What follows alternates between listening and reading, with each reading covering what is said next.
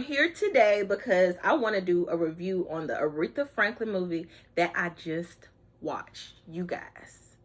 Okay, I tried to call Bernard, honey, but Bernard said I don't get off till 5:30. I can't hold it in. My mom ain't answer the phone, y'all. This is a good movie, okay? This is going to be my microphone. This is my microphone. But the Aretha Franklin Respect movie, child. If I'm looking weird, usually I'm used to looking up. I'm recording on my iPad today because I have all my notes in my phone. But when I say it was a good movie beginning to end, the only thing I guess I could say about it negative is that it was really long. It felt like to me, but I fall asleep in the movies all the time because if it's too long, I can't. But it was still really good. Like, it kept my attention. And anytime like it was starting to phase off, child, she started singing. And let me tell you something, child.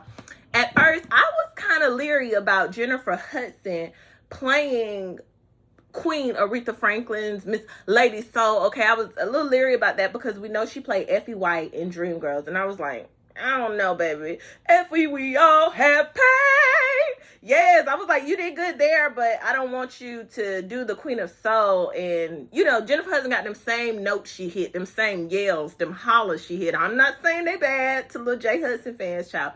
But I didn't want her to overshadow the Queen. Because, you know, low-key, the Queen, she was real messy, child. Petty, not messy, petty, okay?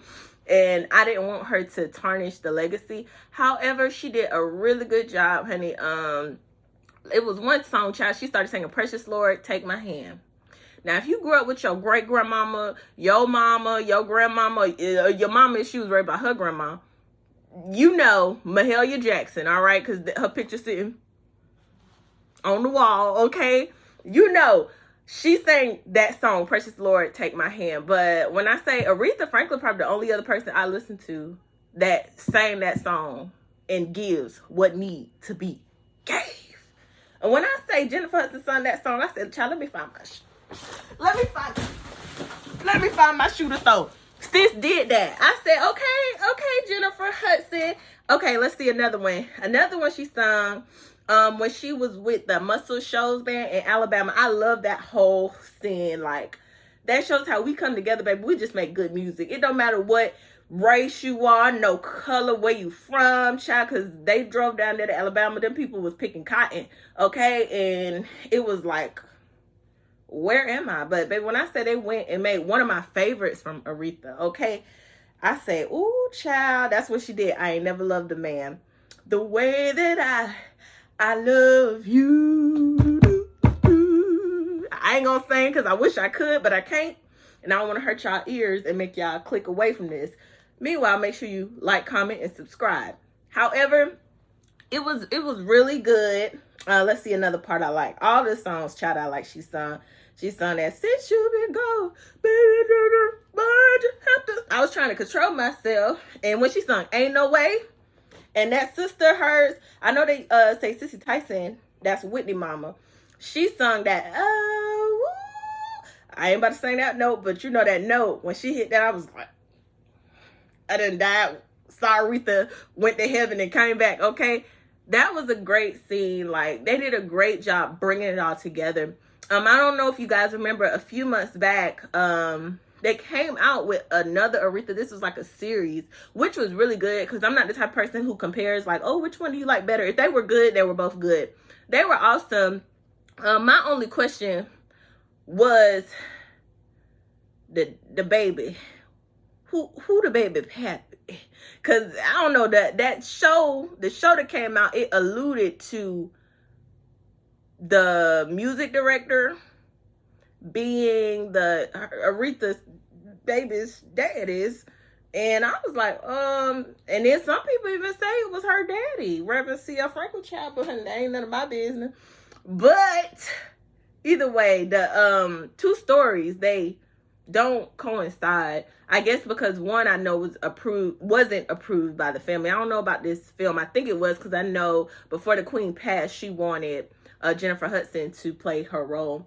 However, it was a little crossroad action, but I ain't gonna speak on it no more, child, because I ain't got time for people to be coming to these comments roasting me, okay? But yeah, another part I loved was Mary J. Blige, honey. that sister, she from up north. But when I say she was trying to force that southern accent, she was trying, honey. She was trying to get down, but she did. And then it also showed that even though we have the Queen of Soul today, Mother had to pay her dues. Like, it didn't just come to her. She earned everything. I think she had like 10 albums before she actually had a hit. She paid her dues. And that's why she would sit there and look at you crazy, honey, when that interviewer was asking her, oh, what do you think about the artist today, child? She said, Taylor Swift. What do you think about Taylor Swift? Gowns, nice gown. Taylor Swift. Okay, great gowns, beautiful gowns. Honey, these gals don't know how to shine like the Queen of Soul, baby. And Aretha gonna suck it to you, suck it to you, suck it to you, suck it to you, suck it to you, suck it to you, suck it to you. Respect. I like that little movie. Okay, another note I took, child. I be so petty. Why do I write these things? Honey, Forrest Whitaker, his wig, honey, those edges were laid to the gods. And I'm going to speak on the mic. If you want your edges laid like Forrest Whitaker edges was in Respect, baby, go on shop with me. Go on hit Honey's Love Hair. The link is in the comments. But he was given what needed to be gave with his wig, honey. They had them edges. They picked every piece of that up with that Marcel iron that Aretha Franklin grandmama had on that stove, honey. Okay?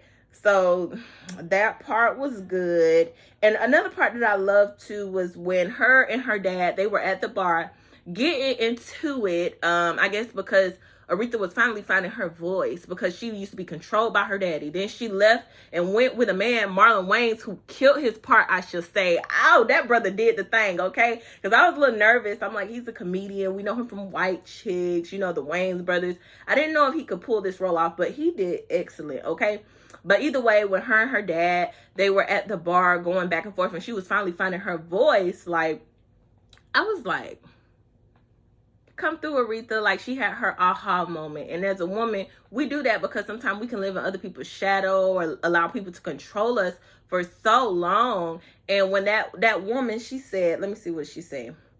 That the daddy's wife, or not her wife, I guess his girlfriend from a long time, she said, do it as big, as loud, and as proud as you can. And I wrote, women are rooting for you that may not have the voice that you have. You get what I'm saying? Like, because when Aretha was a little weaker, being controlled, I bet you she ran across a chick like who she was at that time, that would, you know, that person would have inspired her. So as a woman, we have to remember that. Let's root for each other, because you never know, A, who's going through what, and then two, you gotta always, like, I don't know, look out for each other, man, because show us the way, you know. And that's what Aretha was doing at the time, because the stepmama didn't have the strength to stand up to Forrest Whitaker or C.L. Franklin, Reverend C.L. Franklin. But Aretha was like, nah, baby, you gonna respect her. You gonna respect me. And sometimes that's what we have to do. We got to intervene for each other. And I thought that was a beautiful thing.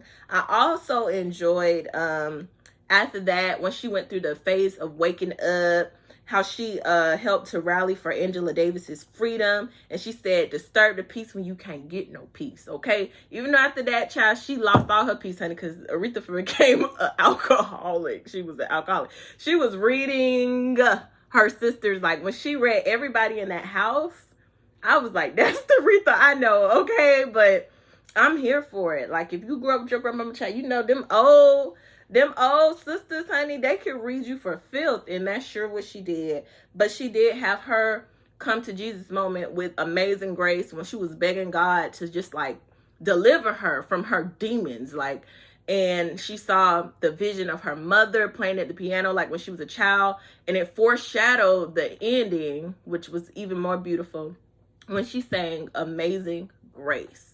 Honey, when I say I could have hollered, Lord. It was good. It was a real good movie.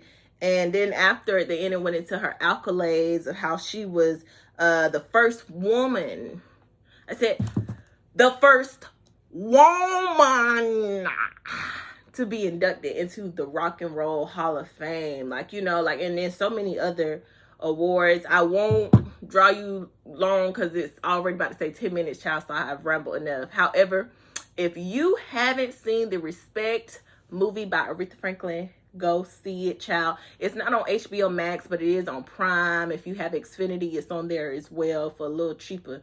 They put a little razzle dazzle on the price for you. But either way, go see Respect. Honey, you will not be disappointed. Bernard, I'll call you at 5:30 so we can catch up on this. Mama, answer your phone.